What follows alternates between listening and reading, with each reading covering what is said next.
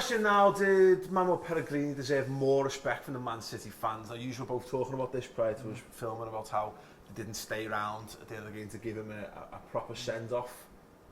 Disgrace? Or am I overselling that? No, you're not. I thought it's horrendous.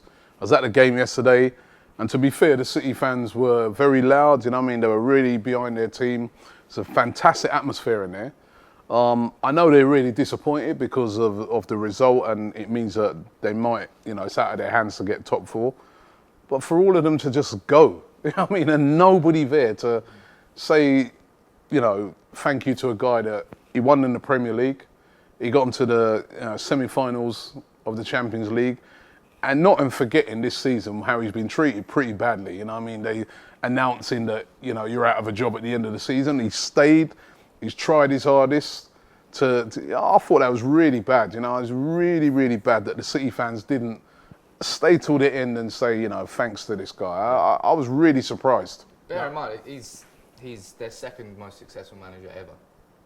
In terms, and that doesn't say much. It's all about.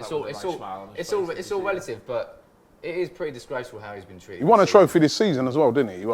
He won the League Cup, right? All right, we know, but for a team like City, but he still won the League Cup. Yeah.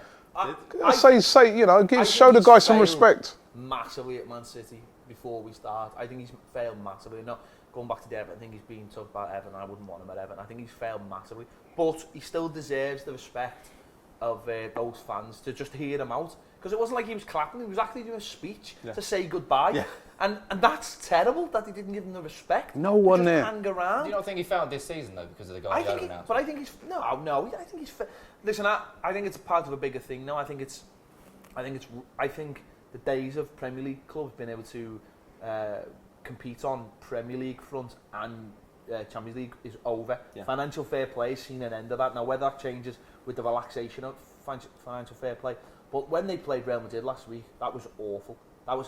They didn't even try to get amongst them. I just thought that was terrible. Yeah. And I think he's just failed full stop. But he deserved the respect of those fans who stick around and hear what they said. Because Man City fans are always saying how they remember the old days and they're not going to sell out like Chelsea fans and all this. That was a sellout. That was a plastic kind of fan thing to do. Just to listen to the man. The man is a good man. Yeah. He's just failed. It happens, and he deserves the respect of those fans, and they've let him down. And imagine, right? You're in a job, right? And imagine. I feel like some cliches. Thank you very much. It's nothing to do with you're from Liverpool. Next time to mind your car. Yeah, you're down in my turf now, right? So behave yourself, right? Now imagine that. Imagine that, right? This is North London. This is North London, right? This is where I was born. Yeah. So you're on our turf now, so behave yourself, right? Arsenal. Now listen.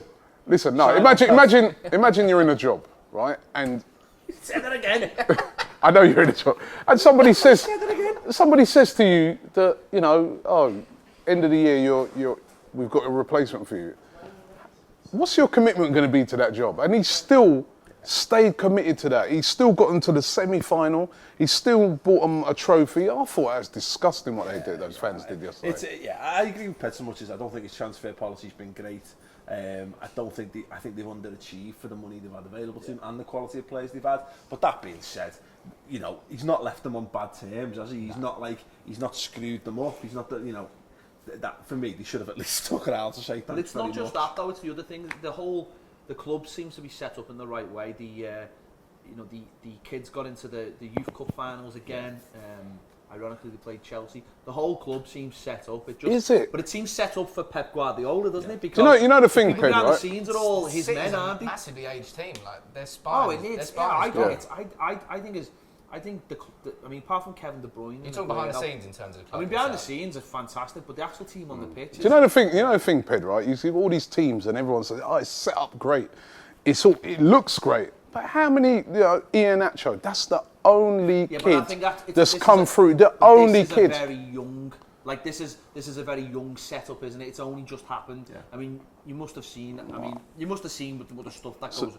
The whole academy is amazing. No, where are they? Look, no, but you're right. The way the club is set up for success off the pitch and it's whether Guardiola can But it's come in been and set deliver it up up for on that. Guardiola though, Yeah, because exactly, it's got his exactly. coaches behind the scenes. Begway, Yeah. So it's literally like he's like the cornerstone. So listen, in a year's time, if they haven't won the Premier League or the Champions League, then the club could be seen as. Will it be with some of them youngsters coming through?